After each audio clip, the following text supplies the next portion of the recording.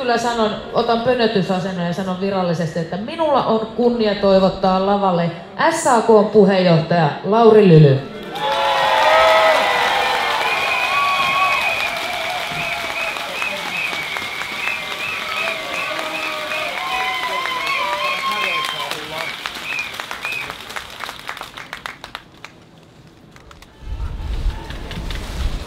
Hyvät naiset ja miehet, hyvät pakkolakien vastustajat.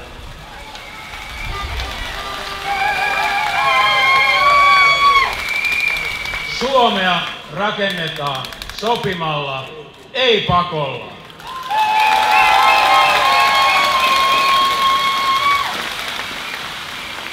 Hallituksen epäoikeudenmukaiset päätökset leikkaavat satojen tuhansien toimeentuloa.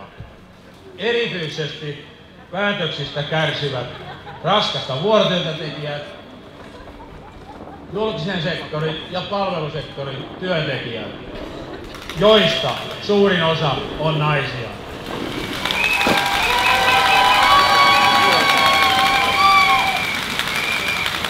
Valtiovalta, joka puuttuu vapaaseen sopimusoikeuteen, ei kunnioita länsimaisen demokratian peruspilareita.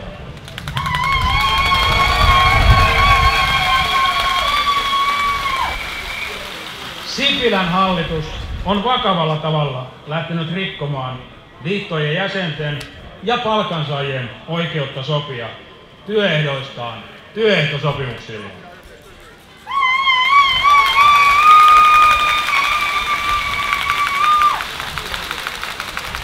Yksipuolisilla pakkopäätöksillä hallitus haluaa heikentää palkansaajien työehtoja. Näin ei voi Suomessa tehdä.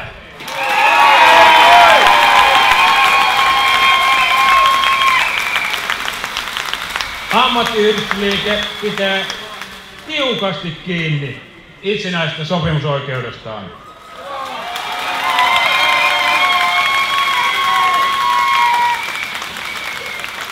Tarvittaessa kaikin mahdollisin keinoin.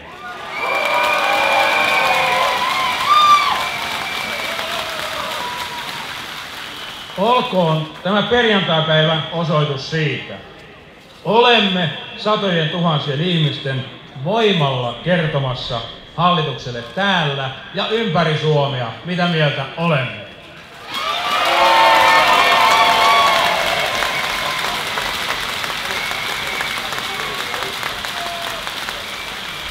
Hyvät kuulijat, ammattiyhdistysliike pitää kaikissa oloissaan kiinni yhdestä perusarvostaan, heikomman puolella olemisesta.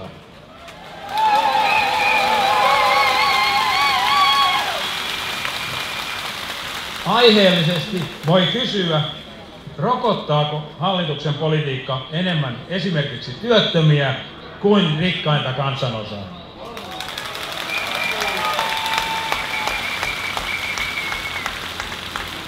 Ja niille, jotka ovat kritisoineet sopimisen kulttuuria, muistutan, miksi ammattiyhdistysliike ylipäätään on olemassa.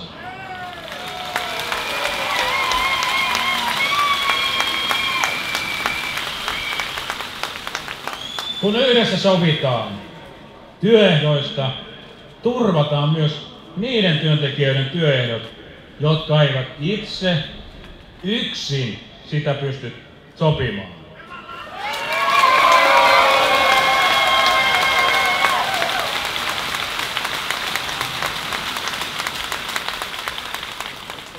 Hallitus väittää kuunnelleensa palkansaajia päätöksiä tehdessään.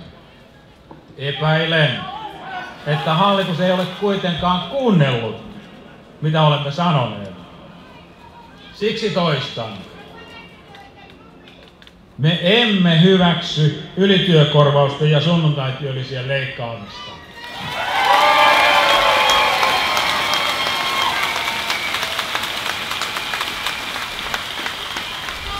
Me emme hyväksy sairauslomakarenssia.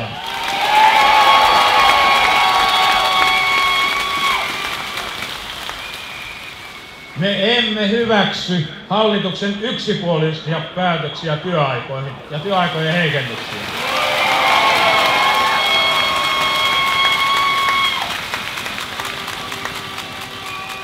Me emme hyväksy pakkolakeja.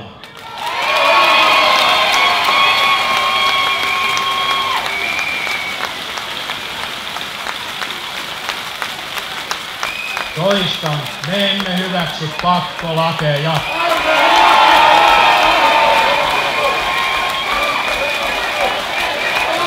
Tämä selkeä.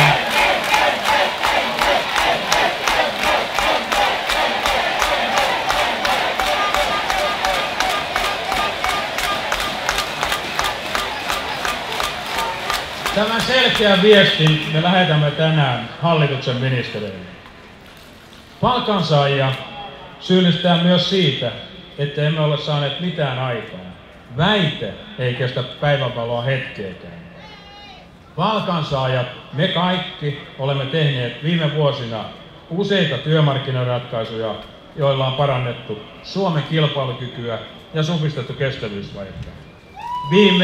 Juuri kesäkuussa teimme 2 miljoonaa palkansaajaa koskevan palkkasopimuksen ensi vuodeksi.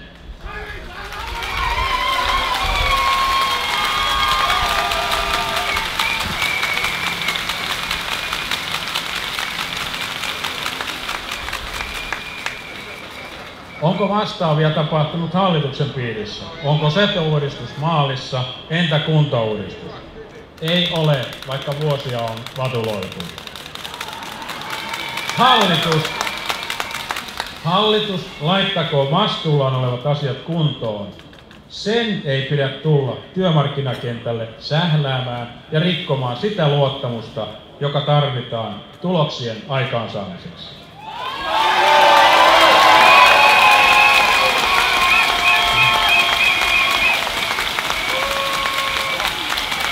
Koska näin on käynyt, nostammeko hallitukselle keltaisen kortin?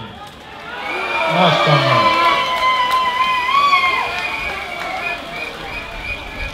Kuulijat, pakkolakien vastustajat, hallituksen on syytä perua aikomansa yksipuoliset ja työnantajajärjestöjen tavoitteita kumartavat heikennykset palkansaajien työehtoihin.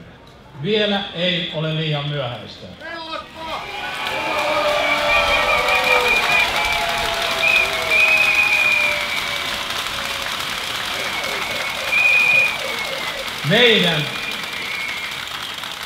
Meidän pitää palata normaaliin päiväjärjestykseen, neuvottelupöytään, sellaiseen, jossa kukin taho määrittelee omat neuvottelutavoitteensa. Vain sillä tavalla tämäkin kriisi ratkeaa. Itse uskon, kiitos teidän tuellanne, että neuvotteluihin palataan lähiaikoina.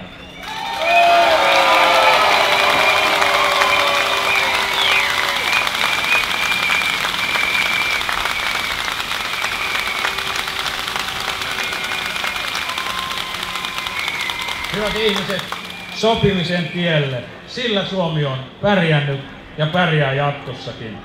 Tänään me olemme sanoneet hallituksen pakkolaille, stop! Kiitoksia, Lauri.